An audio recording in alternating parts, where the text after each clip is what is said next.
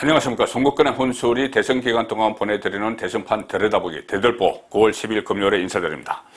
자, 문재인 정권과 윤석열 전 검찰총장, 지금은 국민의힘의 유력한 차기 대권 주자 윤석열, 이 둘의 충돌이 지금 대선 국면에서 다시 본격화되고 있습니다.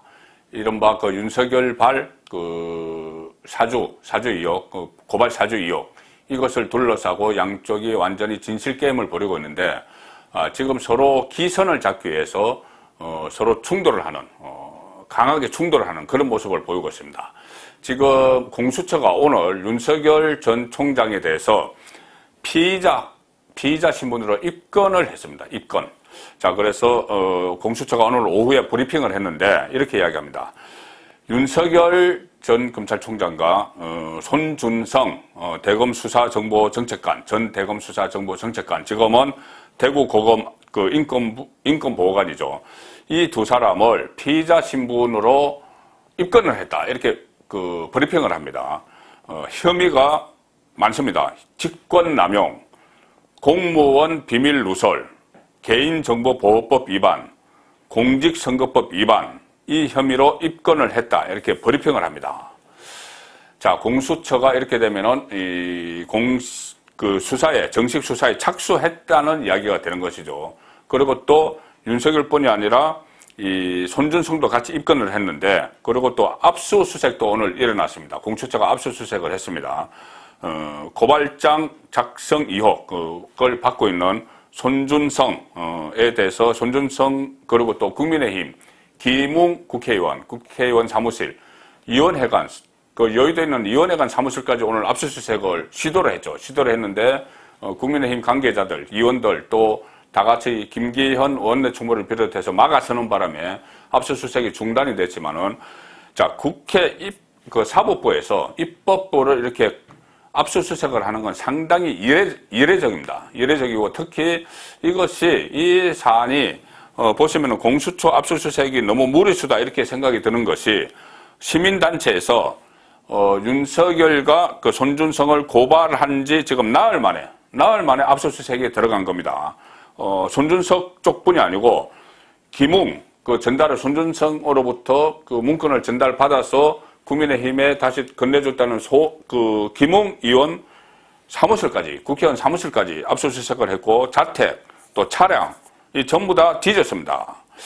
자, 그리고 손준성은 지금 피고발인으로 입건을 한 이런 상태고, 윤석열까지 지금 입건을 한 이런 상태인데, 자, 이것이 뭐를 의미하느냐. 지금 국민의힘은 당장 야당 탄압이다 이렇게 강하게 반발을 하고 있죠.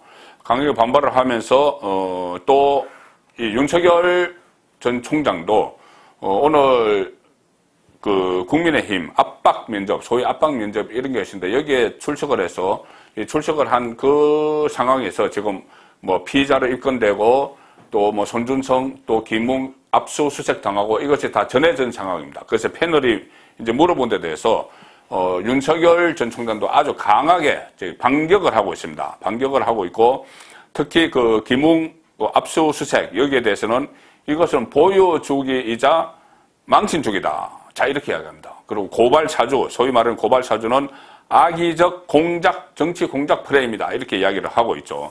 자, 그만큼, 윤석열 전 총장도 검사 생활을 오래 했고 하는데, 지금 이번 압수수색에 대해서, 보여주기식 수사다, 검찰이. 그리고 또 망신주기다. 이렇게 이야기하는 것은 그만큼 정치적인 배경이 있다. 이런 이야기를 하고 있는 겁니다.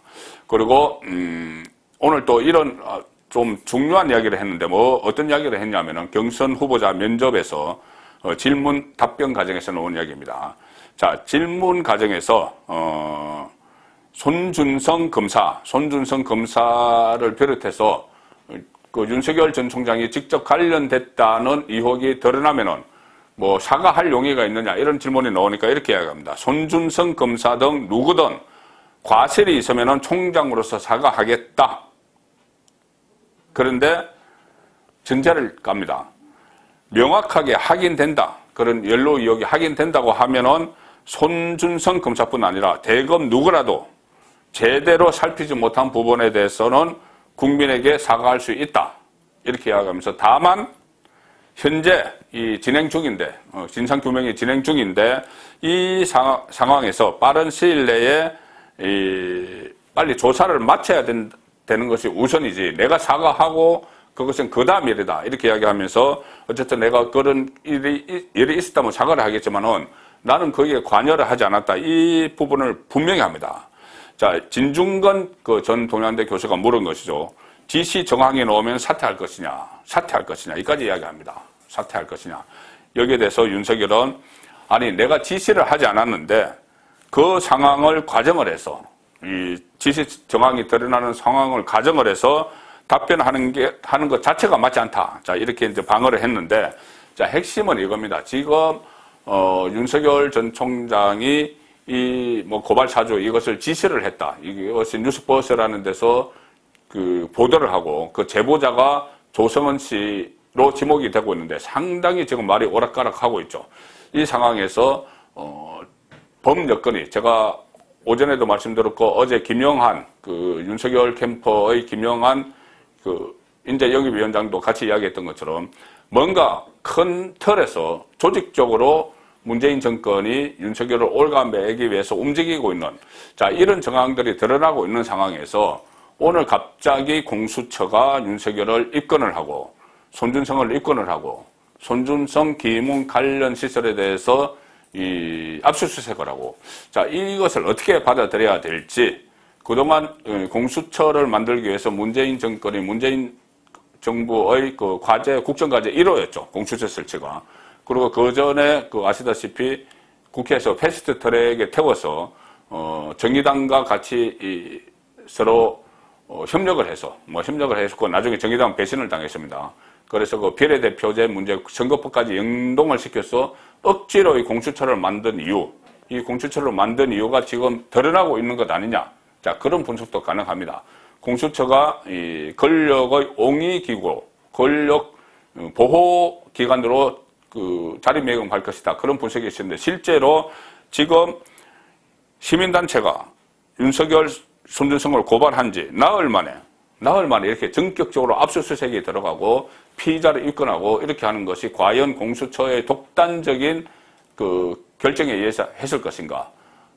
뭔가 이 제보자도 보호를 해야 되고, 또 이게 뭔가 윤석열이 지시를 한 것처럼 엮어내야 되고, 막 이런 상황에서 조직적으로 전체 어떤 권력기관들이 다 같이 움직이는 그 과정에서 공수처가 행동대로 나선 것 아닌가. 자, 그런 분석이 가능하기 때문에 오늘 윤석열이 피의자로 그 피의자 신분으로 입건된 것이나, 또 그 손준성도 입건이 됐고, 직권남용, 공무상 비밀누설, 개인정보보호법, 공직선거법 위반, 자, 이런 혐의들을 시민단체가 고발한 지 나흘 만에 전부 다 혐의들을 다 만들어냈습니다. 그리고 압수수색 들어가고 이렇게 했는데, 자, 그러면 이게 앞으로 어떻게 전개가 될 것이냐, 이 부분이 상당히 그 주목이 되는 이유가 지금 대선 전국이기 때문에 그렇죠. 그리고 또 특히 윤석열은 이 국민의힘 경선이 막 시작된 상황입니다. 경선이 시작된 상황에서 홍준표 후보를 비롯해서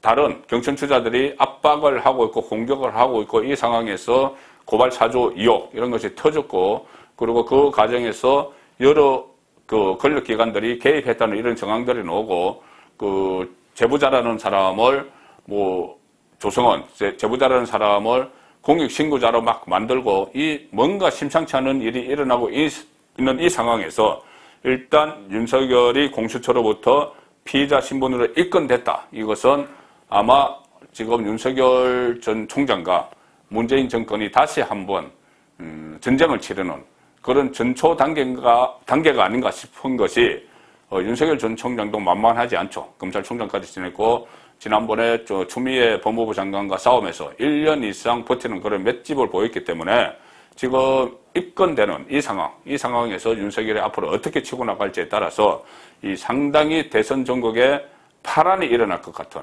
윤석열 피의자 신분 입건, 그리고 또 관련자들 압수수색, 이 상황이 이 대선 전국을 파란으로 몰고 가는 단계가 아닌가, 그런 생각이 듭니다. 송국근의 대들보였습니다.